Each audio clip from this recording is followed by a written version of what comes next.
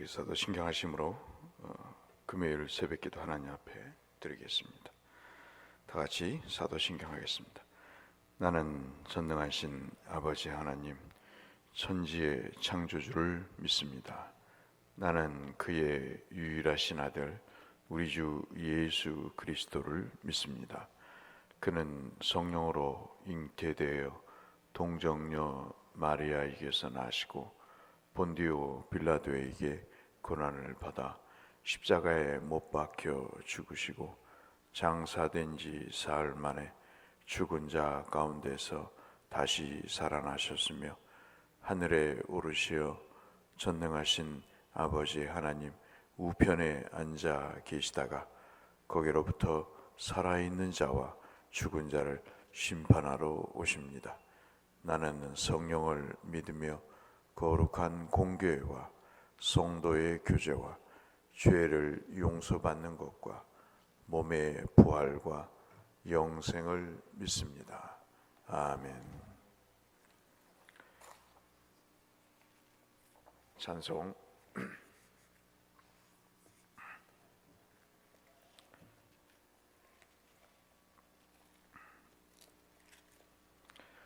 찬송가 500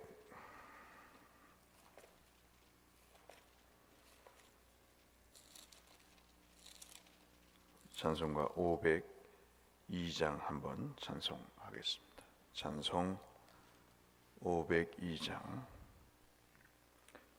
빛의 사자들이여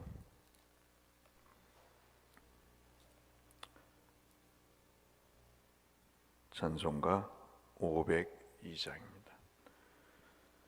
빛의 사자들이여 어서 가서 어둠을 물리치고 주의 진리 모르는 백성에게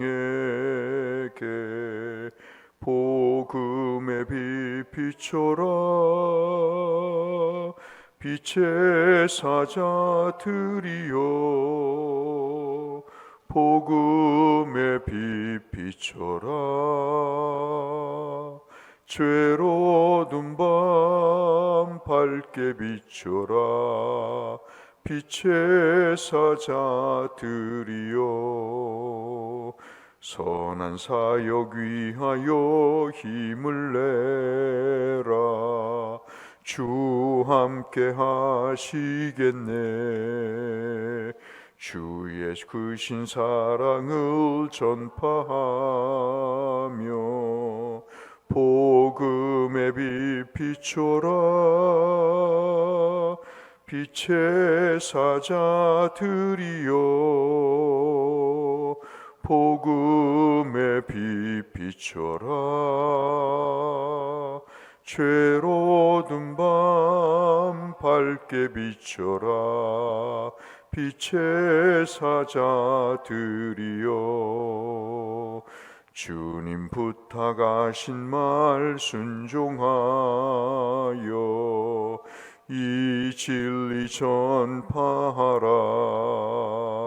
산을 넘고 물 건너 힘을 다해 복음의 빛 비춰라. 빛의 사자들이여 복음의 빛 비춰라. 죄로운 밤 밝게 비춰라. 빛의 사자들이여 동서남북 어디나 땅끝까지 주님만 의지하고 눈 어두워 못 보는 백성에게 복음의 빛 비춰라. 빛의 사자들이여 복음의 빛 비춰라. 죄로운 밤 밝게 비춰라. 빛의 사자들이여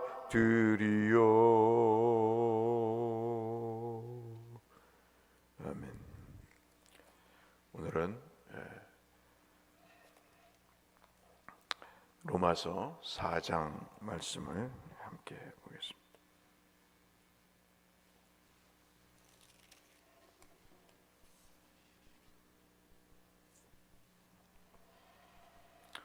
로마서 4장 1절에서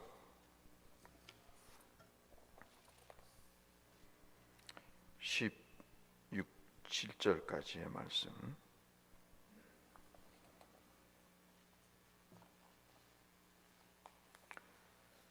로마서 4장 1절에서 17절까지의 말씀 한 절씩 한번 교독하겠습니다. 그런즉 육신으로 우리 조상인 아브라함이 무엇을 얻었다 하리요?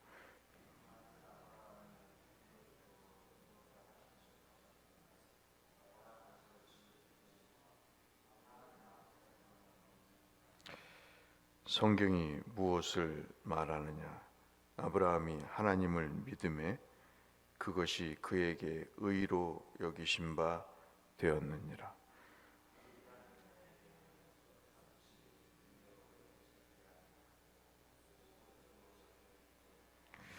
이를 아니할지라도 경건하지 아니한 자를 의롭다 하시는 이를 믿는 자에게는 그의 믿음을 의로 여기시나니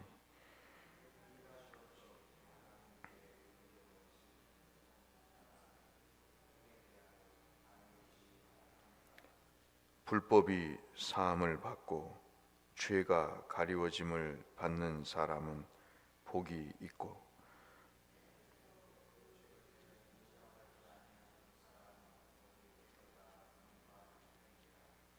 그러므로 이 복이 할례자에게냐 혹은 무할례자에게도냐 무릇 우리가 말하기를 아브라함에게는 그 믿음이 의로 여겨졌다 하도다.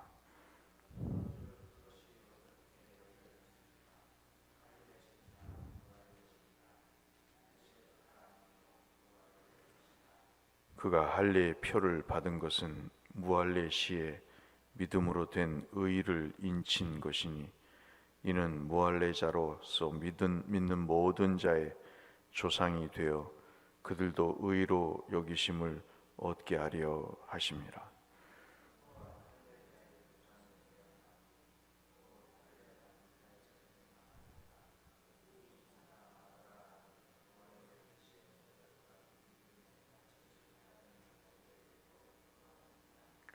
아브라함이나 그 후손에게 세상의 상속자가 되리라고 하신 언약은 율법으로 말미암은 것이 아니요 오직 믿음의 의로 말미암은 것이니라.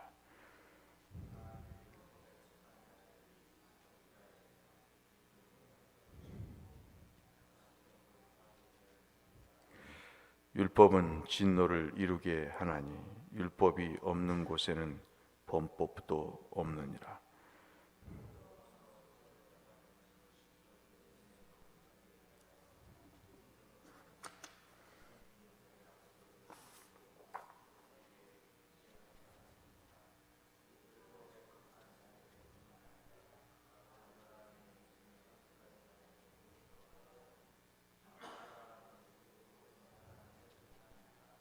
우리 17절 함께 읽겠습니다.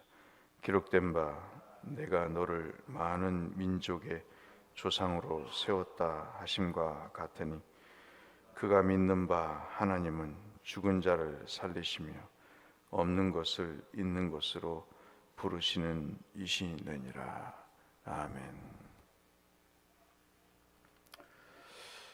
목회를 하면서 또 성경을 연구하면서 제게 하나의 우리 대곡교회를 심호하면서 의문이 드는 게 하나 있어요.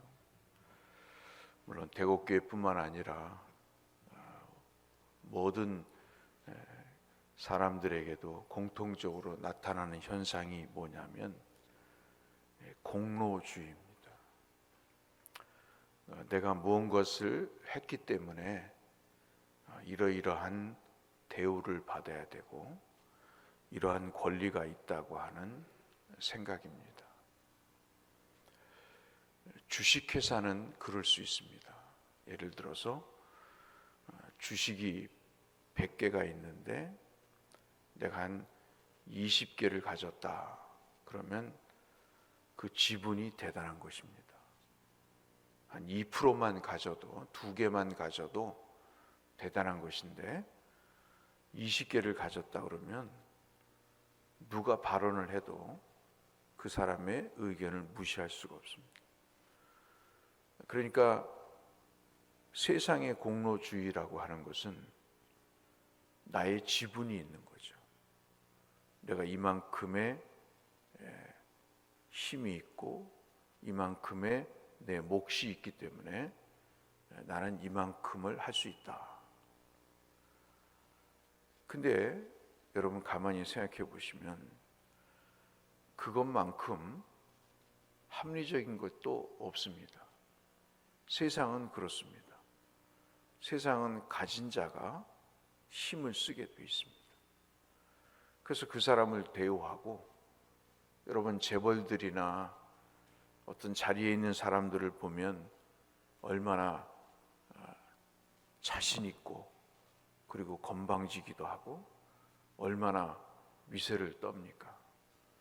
그럼에도 불구하고 그것이 아니 꼽고 더럽고 치사하지만 인정하는 겁니다.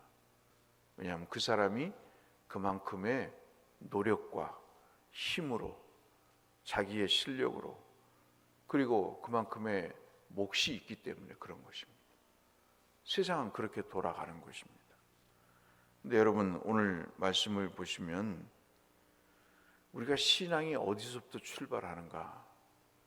신앙은 내가 죄인이라는 것에서부터 출발을 하는 겁니다. 제가 목사님들하고도 얘기를 해보면 헷갈리는 게 뭐냐면, 저 사람이 예수를 믿고 구원을 받았다고 생각을 하고 목회를 하는데 자신이 죄인이었다는 생각은 까마득히 잊어버리고 있는 것 같았다 하는 생각이 들 때가 많은 거죠. 여러분 신앙이라고 하는 것은 자신이 죄인이라는 사실을 깨닫는 것부터 그것이 시작이 되는 것입니다. 자신이 이미 죄인이기 때문에 자신 스스로 자신을 구원할 만한 능력이 없다는 것을 인정하는 것, 그것에서부터 신앙은 출발을 하는 것입니다. 바꿔 말씀드리면 화로다 망하게 되었도다. 내가 어떻게 이 절망과 죽음의 늪에서 구원받을 길이 있으랴. 내가 어떻게 내 노력과 자력으로 이 죄에서 벗어나서 구원받을 수 있겠는가 하는 것입니다. 여러분 오늘 그래서 읽은 말씀이 사도 바울이 이 믿음을 통한 구원을 이야기를 하면서 여러분 7절부터 8절까지의 말씀을 보시면 이 말씀이 어디에 있는 말씀이냐면 사무엘서에 있는 밧세바를 범한 다윗의 범죄를 저지르고 그가 나중에 하나님 앞에 회개했던 내용이에요. 한번 보실까요? 불법이 사람을 사함을 받고, 불법은 뭐죠? 밧세바를 범한 것입니다.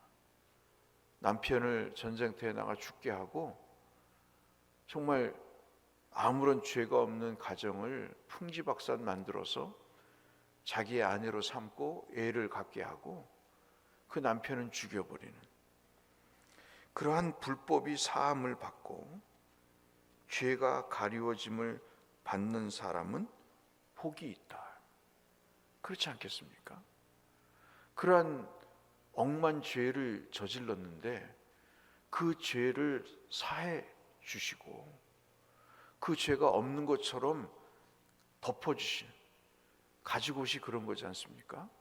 아담과 이브에게 가죽옷을 지어 입히신 것은 그냥 짐승을 잡아 가죽옷을 지어 입히신 것이 아니고 영원히 그 하체가 드러나지 않는, 즉 죄의 수치가 드러나지 않도록 나뭇잎은 말려가니까, 말려 올라가서 하체가 드러나니까, 벗은 것이 죄가 드러나니까 짐승을 잡아서 가죽옷을 지어 입히심으로 그 죄를 영원히 덮어주시는 겁니다.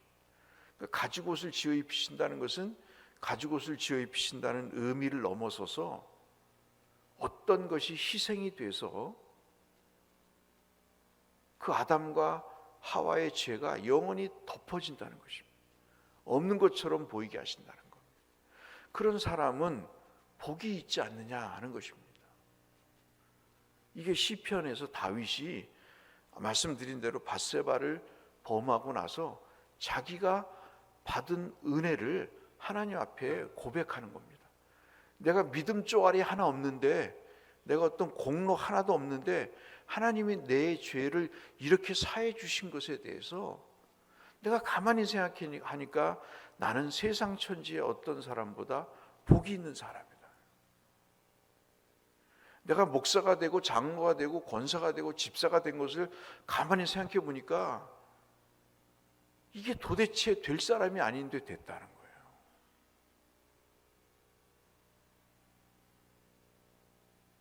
제가 정말 미치고 환장한 것은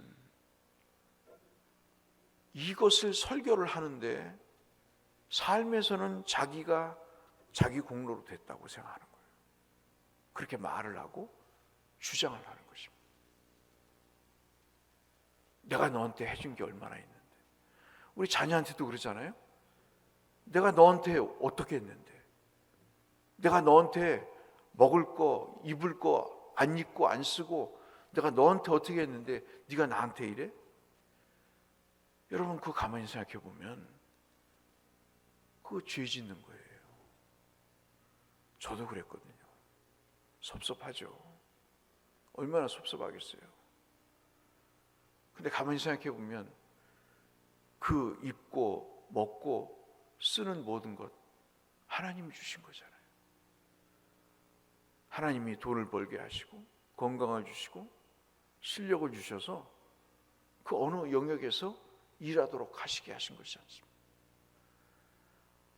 믿음이 똑같다는 거죠. 그래서 오늘 말씀은 아브라함을 예로 드는 것입니다. 그 사람이 뭐 온전해서 믿음의 조상으로 세운지 아니? 창세기 15장 6절을 보면 그가 믿었다 그랬다. 그 믿은 것이 어떻게 된 것인지 아니? 그것은 하나님이 은혜를 줘서 믿게 된 거야. 여러분, 창세기 15장을 보시면, 제가 창세기 전문가지만 15장 2절과 8절에 이 믿음을 얘기하면서, 6절의 믿음을 얘기하면서 그 양쪽에 뭐가 있는지 아세요? 하나님, 내가 무자한데 우리 와이프가 불임인데 자녀를 주신다고요? 누구를 주십니까? 엘리에셀이나 이 종이나 상속자로 내가 삼으려고 합니다. 그냥 그만두시죠. 8절에는 땅을 주신다고 하는데 하나님, 무슨 땅을 내게 주시겠습니까? 뻥치지 마세요. 그냥 이렇게 살다가 가겠습니다. 그런데 그 가운데 6절에 하나님이 아브라함을 믿음을 주셨다고 얘기하고 있습니다. 그것은 그가 진짜 믿어서였을까요? 믿을 수 있는 은혜를 주신 거예요. 의심을 갖고 있지만, 우리도 그렇잖아요. 의심을 갖고 있지만 또 한 구석에는 믿음을 주시잖아요. 우리가 정말 예수를 믿는다면 불신을 얘기할 수 있어요. 나는 무자합니다. 나는 땅 한 조각 없습니다. 그게 뭐 나쁜 건 아닙니다. 뭐 좋은 것도 아니지만 그럴 수 있어요. 우리가 목사로서 불신앙을 얘기할 수 있고, 우리가 장로로서 믿음의 생활을 못할 수 있어요. 어떤 기준에서. 그렇지만 한쪽 구석에는 뭐가 있어야 됩니까? 내가 하나님의 은혜로 살고 있습니다. 그 구석도 있어야 되잖아요. 내가 정말 죄인인데 하나님은 내게 은혜를 베푸셨습니다. 그래서 내가 장로가 되고 목사가 돼서 이렇게 교회를 섬길 수 있었습니다. 그런 구석도 있어야 되지 않냔 말입니다. 예수를 그렇게 오래 믿었으면, 조만한 목사님에게 이렇게 배웠으면 그런 구석도 있어야 되지 않냐 이 말입니다. 오늘 제가 드리는 말씀이 너무 안타까워서요. 여러분 5절을 한번 보실까요? 일을 아니할지라도, 즉 어떤 공로가 없어도 경건하지 아니한 자를 의롭다 하시는 일을 믿는 자에게, 그렇죠? 내가 구원받을 만한 아무런 조건이 없는데도 나를 의롭다고 선언해 주시는 그 하나님을 향해 믿음을 가진 자는 그 믿음 때문에 의로 여기신다는 거예요. 그러면 믿음이 있기 때문에 내가 구원받는 거다. 그렇습니다. 그러나 그 믿음도 하나님이 주신 거라는 거예요. 그러니까 그것이 얼마나 감사합니까? 우리 모두가 직장에서 월급을 받지 않습니까? 월급을 받으면 그건 당연한 거죠. 내가 일했으니까 월급을 받는 것입니다. 그러나 그 삭시 4절을 다시 보시면 일하는 자에게는 그 삭시 은혜로 여겨지지 않아요. 그렇지 않습니까? 내가 노력해서 번 돈인데 당연히 사장이 줘야죠. 그것은 은혜가 아닙니다. 그러나 내가 아무것도 안 했는데 하나님이 내게 뭔가를 주셨다고 하는 것을 믿는 것은, 그것은 참으로 귀한 것이라는 거예요. 의로운 것이라는 거예요. 그래서 바울이 이야기하기를 무슨 할례를 받았기 때문에 아브라함이 믿음의 조상이냐? 그거는 반지와 같은 것이다. 최 집사님, 허 집사님 결혼하실 때 반지 끼셨잖아요. 저도 요즘 열심히 끼고 다닙니다. 안 끼고 다니면 혼나요. 반지를 끼고 다니는 이유가 뭡니까? 반지를 껴야 결혼 생활이 유지됩니까? 아니잖아요. 그것은 하나의 상징인 거예요. 내가 저 사람을 사랑한다는 상징이라고. 할례, 그 표피에다가 살을 베게 해서 피가 나서 상처가 돼서 표시가 나는 것은 왜 그렇습니까? 그것 때문에 구원받은 겁니까? 아니라는 말씀이에요. 이미 아브라함은 할례를 받았지만 17장에서 이미 그는 하란에서 하나님이 부르실 때 마음의 할례를 받았다는 거예요. 이미 가겠습니다. 내가 황무지이지만 가나안 땅으로 가겠습니다.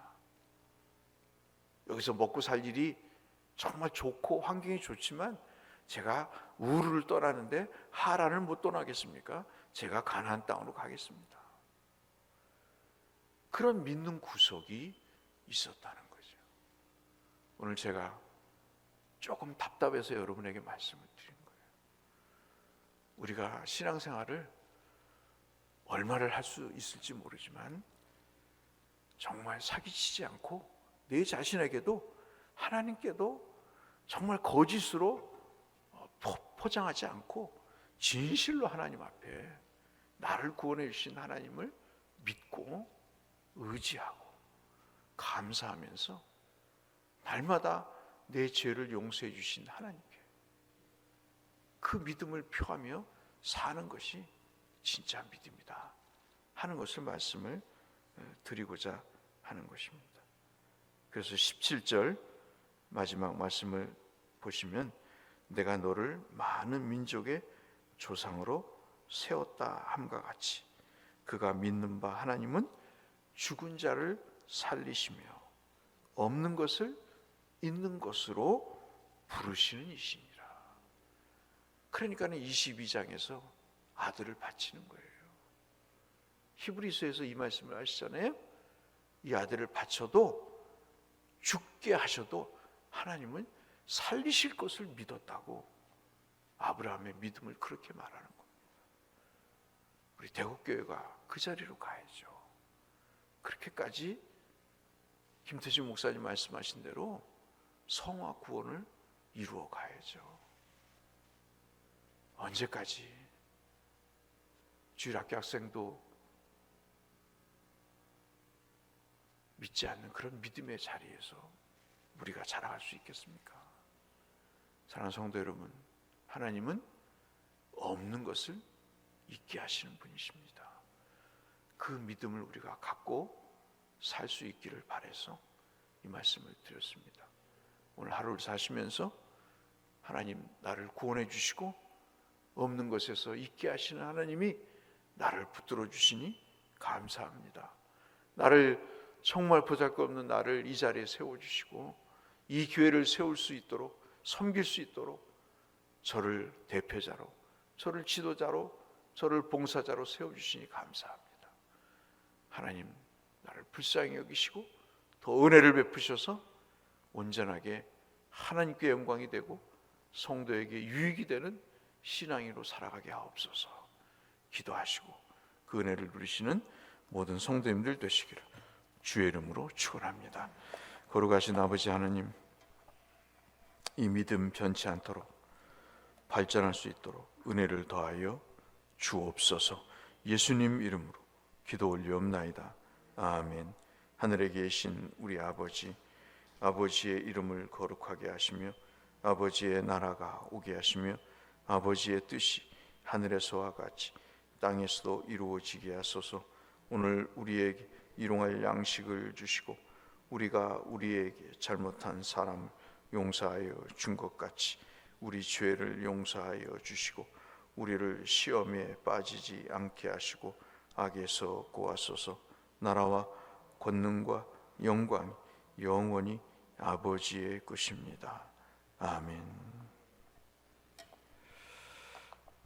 자, 우리 어려우신 분들 참 건강이 회복되시고 경제적인 것도 회복이 되고 하나님의 은혜가 더 충만히 임하실 수 있도록 오늘 금요 기도에서도 하나님의 은혜를 부어주시기를 위해서 함께 기도하며 주 앞에 나가겠습니다.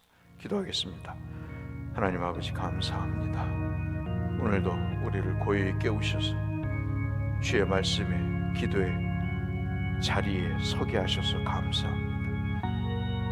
우리의 공로가 아닌 하나님의 은혜로 구원을 받게 하신 것을 아브라함을 통해서, 다윗을 통해서 예로 드시면서 우리에게 일러주셔서 없는 것에서 있게 하신 나는 75세에 부르심을 받은 아브라함이 99세에 할례를 행하는 참으로 코미디와도 같은 이 일을 겪으면서도 하나님을 점차 믿어가 하나밖에 없는 아들을 내어주는 그 믿음의 자리에까지 주 하나님, 우리도 다다를 수 있도록 은혜를 베풀어 주시고 이 마음으로 교회를 섬기고 이 마음으로 예배하며 이 마음으로 하나님을 경배하는 이웃을 위해 섬기는 우리 대곡교회가 되게 하여 주시옵소서.